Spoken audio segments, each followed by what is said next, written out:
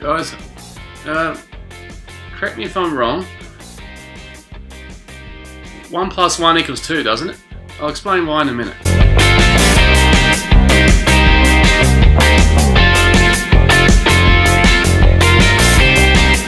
Hi Create Vinyl community, and thanks for watching again on the video. Some more vinyl finds here though. Some of these are, again, I'm catching up, but some of these are actually got this week, and I couldn't hold off to not show them. I'm just extremely excited to have a few of these up. They're coming up during this lot, so let's get straight into it. Hang in there, and I'm sure you're going to love some of this stuff here, I guarantee it. To me, not one of their most well-known albums, but Deep Purple Stormbringer on their purple label stereo. Haven't played it yet, but it's rock, it's Deep Purple. Yes please, I'll have that for my collection. That type of album. Uriah Heep, you know, I've been getting into them of late, and very pleased to pick this one up. It's definitely one of their most famous albums that people highly regard in their catalogue. It's Demons and Wizards. And they always have fantastic covers, fantastic artwork design. And just to have records like that is just awesome. Awesome to have in your collection. And on the bronze label, yet to spin that one, but expecting big things. Some Girls, the Rolling Stones. Yeah. Don't worry, I've got the faces back there. Is this the rarer version? I'm going to ask VC. Let's have a look at the inserts. Now, I believe this is obviously the die-cast cut, and I believe, so it's got the typical back of it there. And this is a Stones album I absolutely love. I love every track in here, I absolutely do. And obviously you put the insert here and the faces appear. So this is what I've got. So this is one side of it. And the other side. So my question, VC, is this one the rarer one? The rarer one apparently first printed with celebrity faces on here, and then it was changed. So to me, these look like celebrity faces.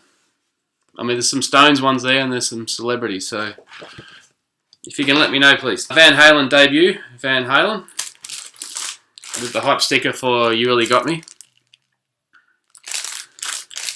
Shout out to Nate Goyer from the Vinyl Guide, guys. I'll put a link in the description. I'm not sure if you listen to Nate. I've been listening to his podcast now for the last couple of months. Fantastic podcast. I guarantee you'll love it.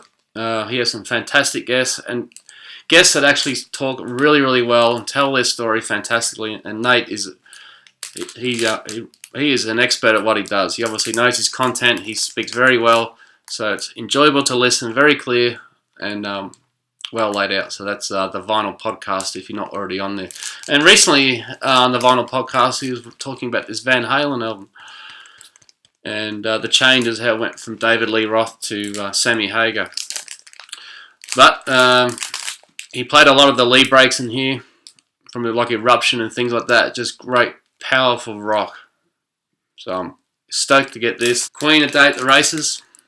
Spun this the other night.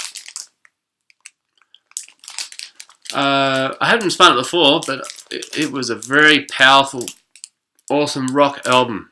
Absolutely brilliant. They were brilliant, Queen. So another one for the Queen collection. Okay, we're getting some really good stuff here shortly. Deep Purple Live, made in Japan.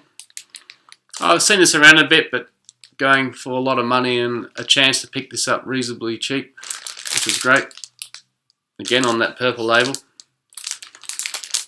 Sam and Dave. I originally thought what I was getting originally was going to be an original studio album pressing. I haven't looked this one up, but I think this may be a very early compilation on the Major Minor label. And absolutely brilliant music. Absolutely brilliant music. I was listening to this the other night, and I was just, you know, you get that sort of, wow, that kind of look going on in your face. Boy, these blokes can sing. They can really sing, put a performance together. Just just get it. If you look them up on Spotify if you need to.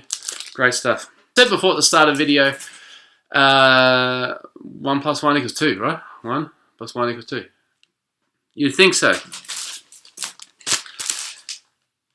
So this guy, this band, I didn't have a one of their albums in my collection, so the opportunity came up and the price was good. Tom Petty and the Heartbreakers live. I'd love to get his, his 2 well-known Heartbreaker albums, but I don't have them yet. I did check this out on Spotify before I purchased it, and I thought the sound's still reasonably good for a live album. Anyway, there's a gate file here. Yes, there it is. So I opened it up, looked at the gate file. It's good spine, so good condition. Awesome. Pull the first record out. Okay, MCA record, that's fine. This is sides 3 and 4. Refugees on there. Don't Bring Me Down. I mean, all good stuff. Okay. I mean, a song I absolutely love, and I still do. I know it's overplayed on mainstream radio, but American Girl, I haven't really overheard that song, so I love it. So I thought, oh yeah. So I went to grab the next record out, and I looked again. One damn record only in there. I mean, come on. I messaged the person to say, look, I think you left the other record behind. Sorry about that. And she replied back probably within 1 minute and said, oh, I'm really sorry. I didn't check. I'm really sorry. At the same time, I knew that she, this lady, you can tell when you're buying stuff online whether someone's really into vinyl or not. Whether they add the plural to vinyls. There's a few giveaways that, they're not really aware of the market, etc. and what's important to a collector. So, anyway, she couldn't find it.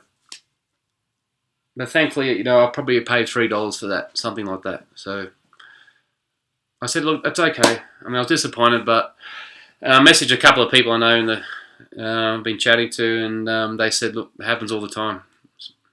So especially those getting quite a few records, it happens all the time. So has that happened to you? I guess we learn buying doubles and things off people you think aren't into vinyl as much. Ask the really obvious questions.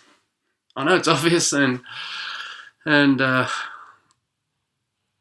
get them to check in the sleeve that the vinyl's actually there that they're selling. Hasn't happened to me yet, but it probably will if I don't ask the question where it's there's no vinyl at all, it's a vinyl from another album. So some advice there, guys. I'm sure most of you are aware of it, but just something to remember. Okay, the next two probably my favourites of the week. Let's get straight into it. Original Australian pressing of Easy by the Easybeats. The 1965 debut from them. Look at that colour. On the Parlophone label. And it's good sort of heavy vinyl, that, like it was back in the day. Easybeats, probably the best Australian group, one of the best ever Australian groups. And like that, every song is amazing. And I played it, and again, I was shaking my head thinking, I was going, I couldn't believe I got this. Couldn't believe how good it sounded. Yeah, there's a lot of hairline scratches or things on throughout the vinyl, but yeah, bit of background noise. You expect that, but still plays through beautifully. I'm going to play this over and over again. Absolutely brilliant, brilliant, brilliant. Does it have Friday in my mind? Most people would know that song. No, not on that album. And lastly, a debut from Cream, Clapton. You know who they are. Fresh Cream. Again, another must-have albums I've wanted, and here it is. I've got it. Original pressing. I think it's Spoonful, track 5. I think Jack Bruce is singing that. Amazing, absolutely amazing. I mean, this stuff, I grew up as a teenager listening to this all the time, playing my guitar, and to now have original copies, I am absolutely stoked. So there you go. What do you think?